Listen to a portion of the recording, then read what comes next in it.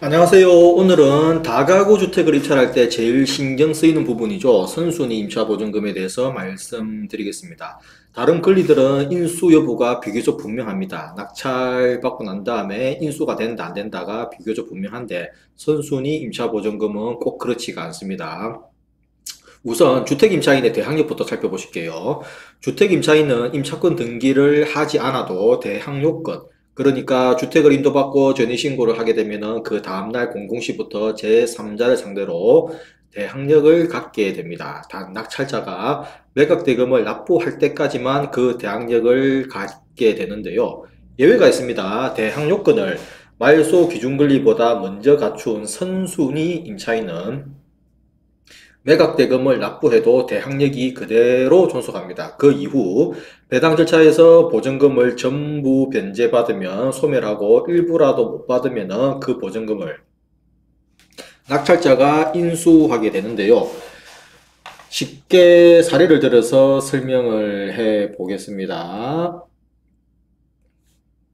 다가구 주택입니다. 낙찰을 받았는데요. 그 금액이 1억 300입니다.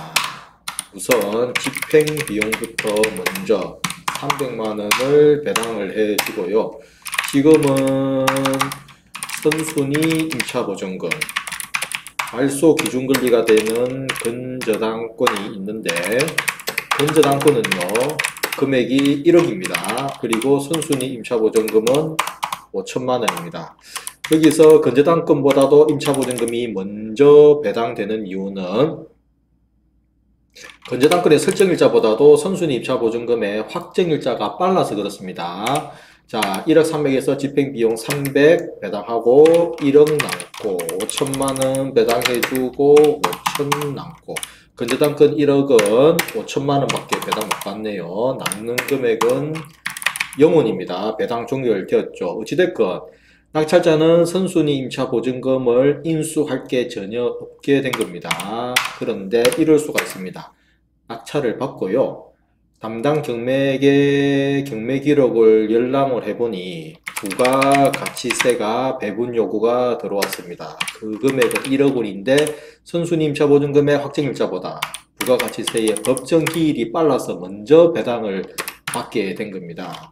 잔여 배당금이 1억 원이었는 상태에서 부가가치세 1억이니까 100% 변제되고 하면은 남는 금액은 0원입니다. 선순위 임차 보증금 5천만원 중에서 한 푼도 건저당권 1억도 한 푼도 배당 못 받게 되고요. 따라서 낙찰자는 선순위 임차 보증금을 5천만원을 그대로 인수를 하게 됩니다. 조금 다른 케이스 넘어가 보시겠습니다. 그 옆에 집이라고 가정을 해 볼게요. 역시 다가구 주택인데 1억 300만원에 낙찰받았고 집행비용 제하고 1억이 남았습니다. 선순위 임차인이 5명인데요.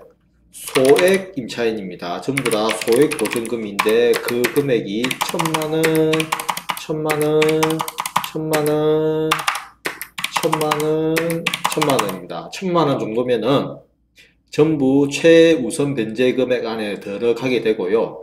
단 원칙은 소액 보증금에 할당되는 금액은 낙찰 금액의 2분의 1을 넘지 못하게 되는데 이 경우는 2분의 1 이내니까 해당되지가 않습니다. 전액 5천만원 전액을 변제를 받게 되어서요.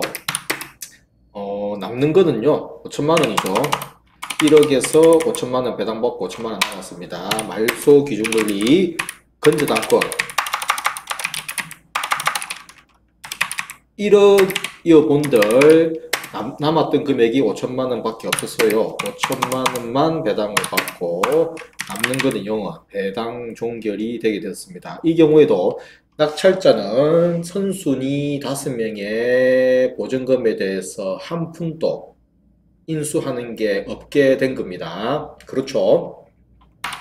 그런데 낙찰받고 경매기록 열람을 해보니 최종 3개월치 임금, 최종 3년치 퇴직금, 그리고 재해 보상금이 안분 배당하게 되었습니다. 선순위 5명에 5천만 원과 이것들이 3년치 임금, 3월치 임금, 3년치 퇴직금, 재해보상금이 안분 배당을 비율에 따라서 계산을 가져가게 된 겁니다.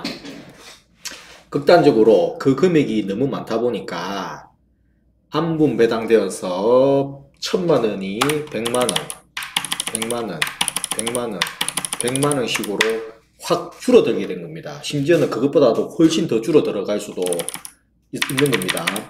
결론은 낙찰자분께서는요, 5천만 원 중에서 500만 원만 배당이 되었으니 나머지 4,500만 원의 임차 보증금을 인수하게 된 겁니다.